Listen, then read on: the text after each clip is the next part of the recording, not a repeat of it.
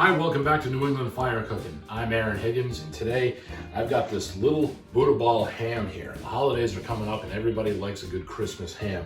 Now the reason I got this tiny little guy, this one only weighs about 4 pounds, is because it's just me and my wife tonight and we don't need a whole ham. So this ham comes pre-packaged, it's already fully cooked, and there's a lot of water, there's a lot of moisture in these things, especially in the packaging. So what we want to do before we do anything is I'm just going to get some paper towels and I'm going to pat this dry. And just get some of this moisture off of here.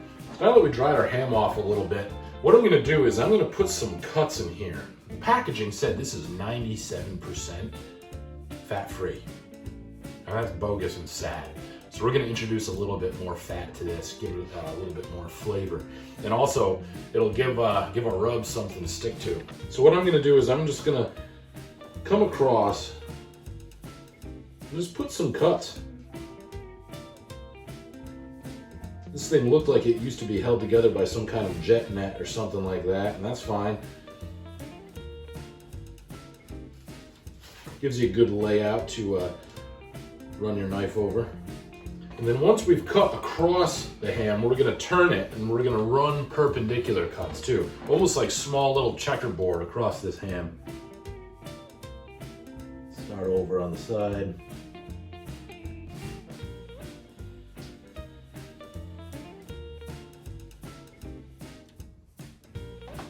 And you don't have to go deep. I'm only going about 1/4 inch in at the very most. And what I have right here is I have a little bit of melted bacon grease. And what we're gonna do is we're gonna take this stuff and we're just gonna run it all over this ham. Like I said, 97% fat-free is just not acceptable here at New England Fire Cooking.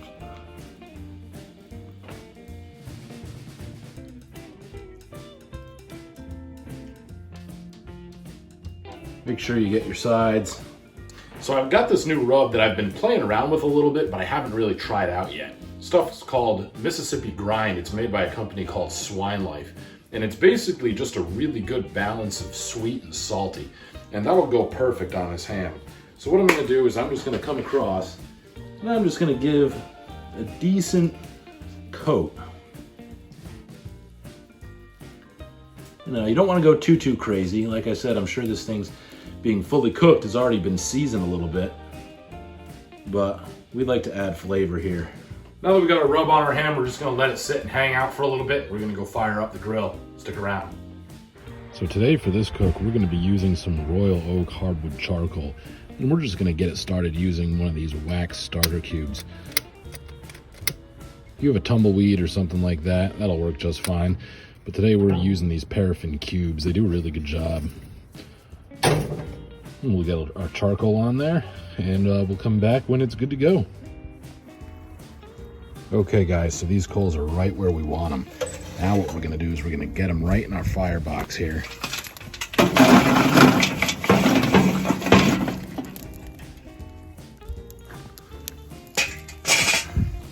And those are screaming hot. So now that we got some hot coals in, you can see I put some fresh coals on top of it. This is gonna be a pretty long burning fire. We wanna keep this thing at 250 for at least a couple hours to get that ham right up to the right internal temperature. Okay, so once your pit's up to temperature, close the vents on it and just let it hang right at 250. If it jumps up to 260, 275, that's all right, but our target temperature is 250 degrees. What I'm gonna do is I'm just gonna get this ham, and I'm gonna set it right in the very middle of this cooker. Bingo. We're gonna get this closed.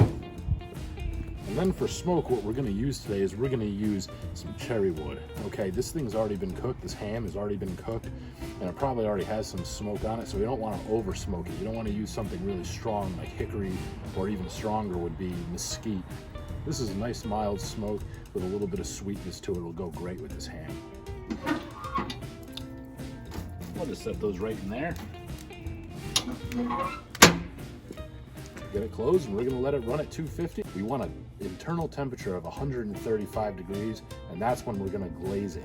And then we'll take it off once it reaches an internal temperature of 140. Stick around. Okay guys, so while we're waiting for our ham to reach 135 internal, we want to make a glaze for this, and we're going to do a barbecue glaze today. Some people like to do like a maple honey glaze, or maple brown sugar, or brown sugar and butter. You can make whatever glaze you like, but we're going to go with barbecue flavor on this one. So what I have here is I have a couple different sauces. Now these aren't typical sauces like a Sweet Baby Ray's or a Jack Daniel's barbecue sauce. They're not quite as thick. These are a little bit more runny, and these are specifically designed to sauce competition barbecue. This is Heath Rydell sweet sauce, and this is Killer Hogs vinegar sauce. This is Malcolm Reed stuff, and both of these guys really know what they're doing. So what I'm going to do here is I'm going to take the sweet sauce, get it in this bowl, and we don't need much. You got to keep in mind that ham's pretty small. I'll just about kill this bottle anyway. And then what I want to do is I want to do about equal parts. Maybe not quite. You could go maybe, 60-40. This will really give us some tang. I love this stuff. This is really, really good stuff. And then what I have here for some sticky and some hot is this hot honey made by a company called Be Local from Portland, Oregon. All right, so they're not all that local. They're on the other side of the country, but this is really good stuff too. They do a bunch of different flavored honeys, and what we're gonna do is we're just gonna get a little bit of this stuff in here. This will give us some heat and some sticky. Now all I'm going to do is I'm just going to take a fork. You could take a small whisk. I don't have a whisk that's really small enough to do this, but I just take a fork and I'm just going to mix it all together. Then what I'm going to do, as always, give it a quick test. And that's perfect. That's absolutely awesome. Good amount of heat from this hot honey, good amount of vinegar from the vinegar sauce, a little tangy here, and perfect amount of sweet. So we're doing pretty good. Our hand reaches 135 degrees internal. We're gonna put this glaze right over the top of it, let it get right into those cuts that we made earlier. And then we'll let it come up to 140 degrees internal. We'll be ready to eat. Stick around. So as you can see, my Weber InstaRead meat probe has just hit 135 degrees. Now we have to glaze this ham.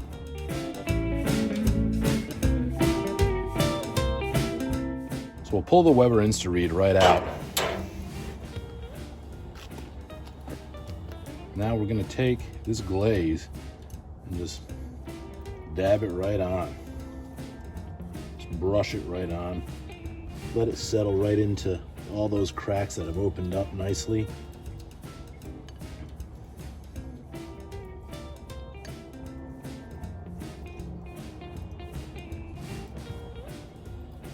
This smells so good, guys. Hell, you know what? Go right over the top of this thing. Yeah.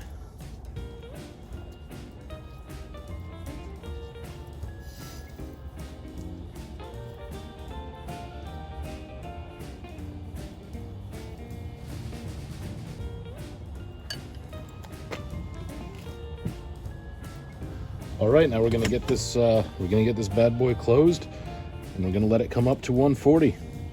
See you in a bit. Okay guys, as you can see, we've got a nice candy apple colored barbecue glaze on this ham, and my Weber InstaRead thermometer is saying 142, and that's perfect. We're gonna get this thing off, and we're gonna get back up into the kitchen, and it's gonna be my favorite time of the day. Okay guys, so our ham's off. Like any other piece of meat, you want to let it rest for a little bit. Thankfully, we don't have to rest this very long like we would a brisket or beef ribs or something, because I can't take too much more of this. So before I dive right into this ham here and get a taste of this, let's do a quick run through of what we did to get to this point. So what we had was about a 4-pound Buddha ball ham that I just picked up at McQuaid's Marketplace right here in Westerly. Brought it back, took it out of the packaging, got it dried off, just pat it dry with some paper towels, and then I just put some cuts in it in a checkerboard type fashion. It's actually really nice because this ham at some point was held together by some jet net, which left plenty of dimples and lines you could just follow, made it really, really easy. Then afterwards, I just brushed over some bacon grease. Then from there, we gave it a really nice coating of Mississippi Grind by Swine Life. And then we got it right on the pit at 250 to 275, and we just let it run until we reached an internal temperature of 135 degrees. Then we made up a glaze with Killer Hogs vinegar sauce, Heath Ryle's sweet sauce, and a little bit of the Be Local hot honey sauce. We just mixed all that together. And then once it hit 135 internal, we just brushed it with the glaze and let it roll until it hit 140. Then after that, rested for 15 minutes. And now Christmas dinner just came early. So what I'm gonna do here is I'm gonna just go through with my slicer. And I'm just gonna start making small slices on this ham. And it smells so incredibly good.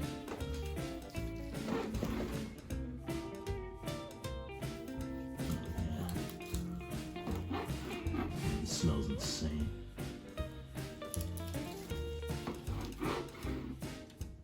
Give me one of these right here. It's hot too. That glaze. It's gonna be nice and crispy.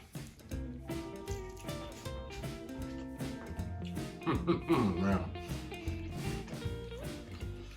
Well, for a little blue ball like that, that's a ham right there.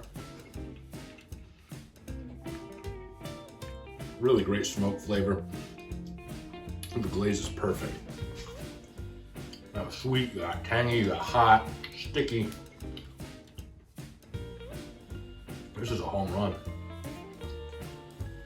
Make a ham sandwich out of this, I could eat it every day.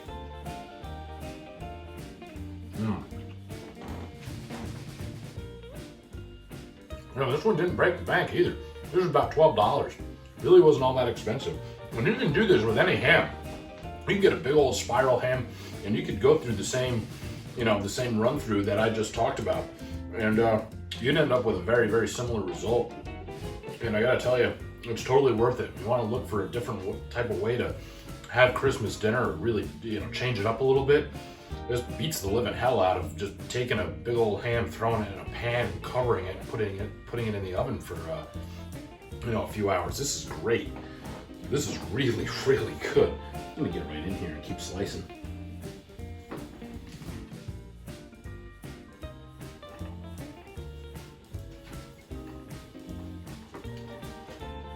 Look at that.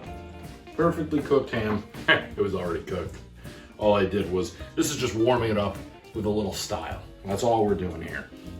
But I gotta tell you, this would be great in like potatoes au gratin with some ham or something. Oh man.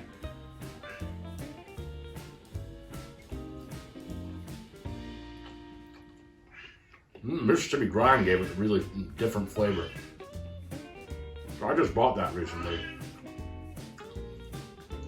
You can probably hear the cat. He really, really wants some of this. He'll get his. I hear ya. Anyway, guys, before I continue nibbling away at just like a friggin' brontosaurus here, listen, if you really like what you see here, and you like what we're doing, and when the fire cooking, you want to see more of it, or you have any suggestions, something you might want to see us give a shot on this channel, give us a subscribe, give us a like and share, check us out on Instagram. Okay, if you got any comments or feedback, leave them in the comments section. We'd love hearing from you guys. We'll see you next time.